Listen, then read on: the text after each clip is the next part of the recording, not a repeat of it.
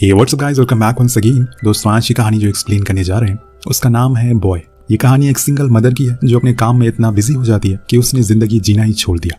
कहानी की शुरुआत और यहाँ हम एलिस नाम की औरत को देखते हैं जो एक मैगजीन कंपनी में पिछले 8 सालों से काम कर रही है। वो अपनी बेटी को अपनी बड़ी बहन को यहाँ छोड़ देती है ताकि अपने काम को ज्यादा से ज्यादा समय दे सके।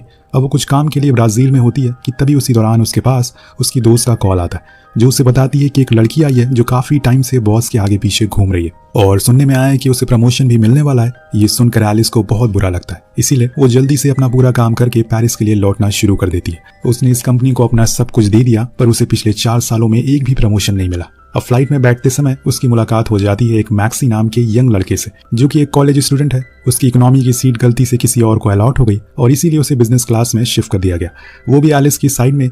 लेकिन वो तो अपने कामों में बिजी थी और ये पहली बार था उस सीट का आनंद, और यहाँ पहली बार मैक्सी उस सीट का आनंद लेता है जिसके ऊपर बैठना हर किसी का सपना होता है। लेकिन लैंडिंग के दौरान टर्बुलेंस होना शुरू हो जाती है जिससे एलिस को बहुत डर लगता है। इसीलिए वो मैक्सी का हाथ पकड़ लेती है जो कि वो देखकर बहुत ही ज्यादा खुश होता है क्योंकि ऐसा उसके साथ पहली बार हुआ था। अभी तक किसी भी लड़की ने उसका हाथ नहीं पकड़ा था, जिस चक्कर में उसे पहली नजर में उसी दौरान एलिस से प्यार हो जाता है। वो पसंद आ जाती है लेकिन वो कुछ कहता नहीं है। एयरपोर्ट के बाहर जहां उसकी बहन और उसकी बेटी उसका इंतजार कर रही थी, यहाँ मैक्सी के सीट के नीचे एलिस की पेन ड्राइव मिलती है जिसे लौटाने के लिए वो भागते हुए बाहर आता है, लेकिन तब तक वो जा चुकी थी, इसीलिए कोई फायदा नहीं हुआ। अब एलिस की बड़ी बहन उसे एक लड़के के बारे में बताती है जो कि डॉक्टर भी है। वो उसे मिलने को कहती है लेकिन एलिस को अब किसी भी पार्टनर में कोई दिलचस्पी नहीं है, इसीलिए वो उसके मुंह पर ही मना कर देती है और फौरन अपने ऑफिस पहुंचती है जहां पर कुछ लड़कियां मौजूद थी जो उसके एटीट्यूड को कुछ खास पसंद नहीं करती थी। एक दोस्त भी होता है जिसका नाम है जॉन जो उसे बहुत सपोर्ट करता है, और उसकी दोस्त क्लियर है जो उसे बताती है कि किसी मैक्सी नाम के लड़के का कॉल आया। पर एलिस ये बोलकर मना कर देती है कि वो इस नाम की किसी भी लड़की को नहीं जानती। दरअसल ये कॉल मैक्सी का था जो उसे उसकी पेन ड्राइव लौटाना चाहता है, लेकिन एलिस के पास इतना टाइम कहाँ है जो वो उससे बात कर सके।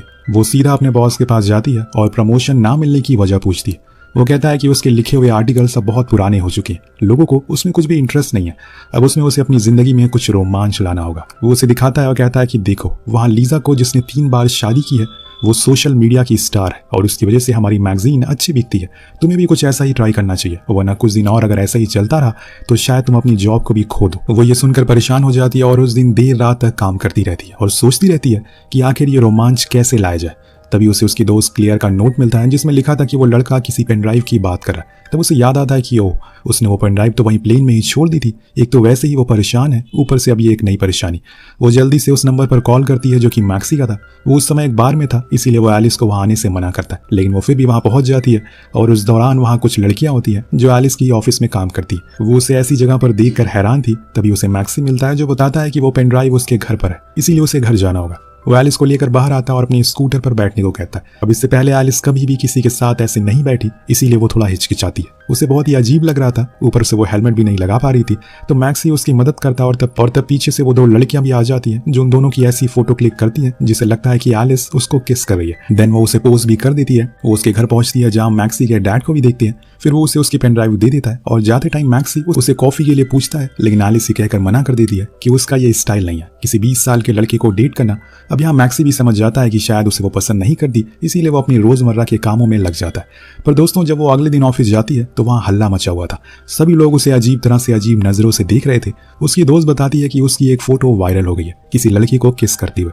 उसे देखकर एलिस भी समझ जाती है कि यह असल में एक मिसअंडरस्टैंडिंग है, वो ऐसा कुछ भी नहीं कर रही थी। लेकिन उसका बॉस उसकी इस चीज की काफी तारीफ करता है और कहता है कि उसे उसका यह नया रूप पसंद आया, उसे ऐसे ही लगे रहना है और तभी कुछ मिर्च मसाला बनेगा और इसकी मैगजीन बिकेगी। अब यहाँ एलिस को कुछ भी समझ नहीं आता कि ये सब क्या हो रहा है, वो असल में क्या कर रही है। इस चीज को लेकर वो जॉन से भी बात करती है जो उसे एडवाइस देता है कि तुम्हें उस लड़के को डेट करना चाहिए बस दुनिया को दिखाने के लिए, और ऐसा करने पर बॉस भी खुश हो जाएंगे और तुम्हारे आर्टिकल भी हिट होने लगेंगे। पर दोस्तों, एलिस के लिए चीजें काफी अजीब थी। किसी को सिर्फ बेवकूफ बनाने के लिए डेट करना, उसकी फीलिंग के साथ खेलना, ये सही नहीं था। पर एलिस के दिमाग में तो बस प्रमोशन का जुनून सवार था और इसीलिए वो तय कर लेती है और पहुंच जाती है अगले दिन मैक्सी के कॉलेज में, जहां उसकी इस अवतार को देखकर वो हैरान था कि आखिर वो यहाँ क्या कर रही है। तब एलिस उसे बताती है कि कॉलेज के टाइम पर उसका एक बॉयफ्रेंड हुआ करता था, उसका नाम भी एम से शुरू होता था, और उस दिन जान तुमने मुझसे कॉफी के लिए पूछा था तब मुझे ये चीज याद आई, क्यों ना हम इसे लेकर थोड़ा आगे चले। वो उसे काफी अच्छे से बात कर रही थी, लेकिन मैक्सी तो अलग ही दुनिया में था, ऐसा लग रहा था कि उसे जन्नत मिल गई हो। अब एलिस उसे एक एड्रेस देती है और कहती है कि तुम आज रात इस एड्रेस पर आ जाना। और वो दरअसल उसके दोस्त का एक शो था जहां उसके फील्ड के कई लोग आए थे। वो मैक्सी को लेकर अंदर आती है जिसने कुछ खास कपड़े पहन नहीं रखे थे, पर वो सभी के सामने ऐसा प्रिटेंड करवाना चाह रही थी कि वो दोनों डेट कर रहे हैं, जिसको देखकर सभी को लगे कि वो अब बदल चुकी है। वहाँ वो सब चीज़ों को भी करती है जो उसने आज तक कभी ट्राई नहीं किया, जैसे कि शराब पीना, स्मोक करना।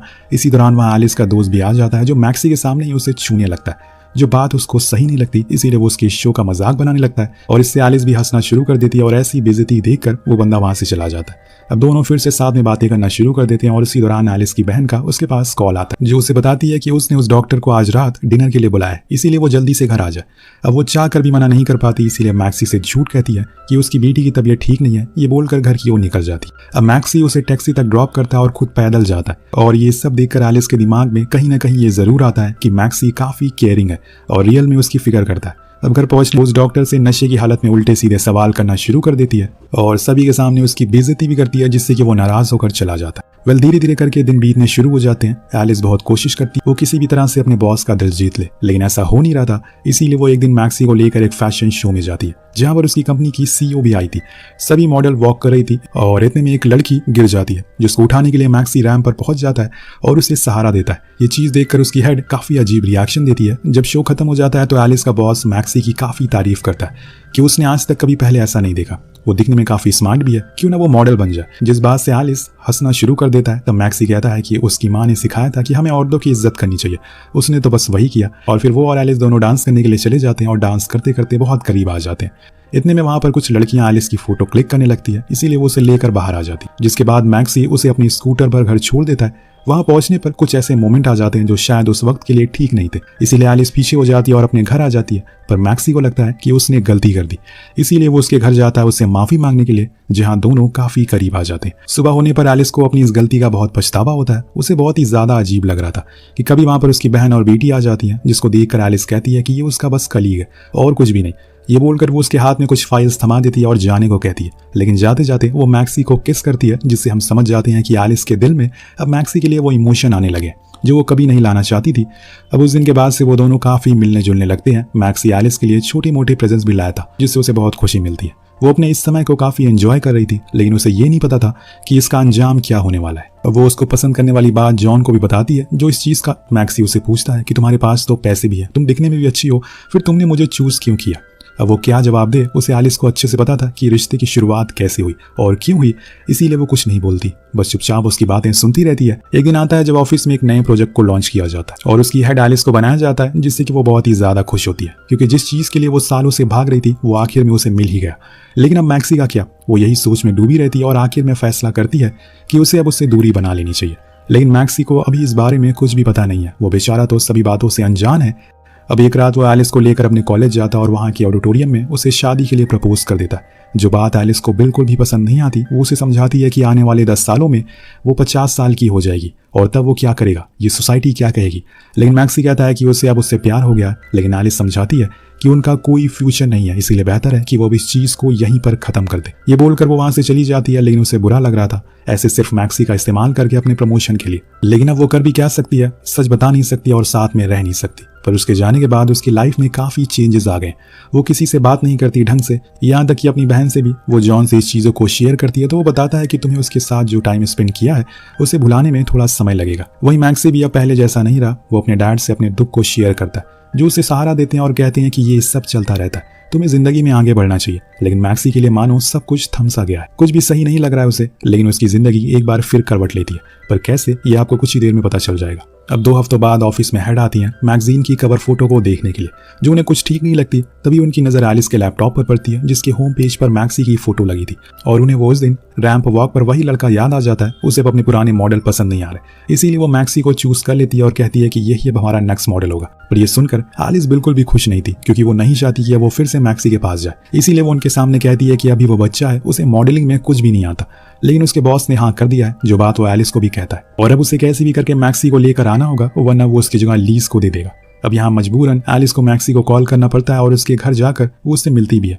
अब यहाँ मैक्सी को लगता है कि वो उसे मिस कर रही होगी, इसीलिए उससे मिलने के लिए चली आए, लेकिन वो तो सीधा जाकर उससे काम की बात करने लगती है और अपनी सिचुएशन के बारे में बताने लगती है, जो बात मैक्सी को अच्छी नहीं लगती, इसीलिए वो वहां से चला जाता है और गुस्से में। नेक्स्ट डे सभी लोग शूट के लिए रेडी रहते हैं। एलिस भी तैयार थी, लेकिन अभी तक मैक्सी आया नहीं था। यहाँ एलिस को डर लग रहा था कि अगर वो नहीं आया तो उसकी जॉब जा सकती है, पर अगले ही पल वो आ जाता है एक बार फिर से उसकी मदद करने के लिए, क्योंकि वो उससे प्यार जो करता है उसका साथ वो कभी छोड़ नहीं सकता। अब वो सीधा मेकअप रूम में चला जाता है, जहाँ कुछ देर बाद जॉन आता है, जो उसे माफी मांगता है क्योंकि उसकी ही वजह से उसका दिल टूटा और उसी ने ही एलिस को वो आइडिया दिया था। उसे वो सब कुछ सच सच बता देता है, जो जानकर मैक्सी बाहर आकर सभी के सामने एलिस को किस करने लगता है, जिससे सभी को लगे कि सच में वो दोनों साथ में, क्योंकि अब उसे भी पता चल चुका है कि वो बस ड्रामा कर रही थी। फिर शूट की बारी आती है। मैक्सी के लिए ये सब काफी नया था, इसीलिए वो सही से परफॉर्म नहीं कर पा रहा था। अब फोटोग्राफर को बार बार कहने पर वो इरिटेट हो जाता है और वहां से सब कुछ छोड़कर जाने लगता। तब एलिस उसे रोकती है, लेकिन आपको क्या लगता है वो उसे माफी मांगेगी? जी नहीं, ऐसा कुछ भी नहीं होता। वो तो उल्टा मैक्सी से उस फोटोग्राफर से माफी मांगने को कहती है,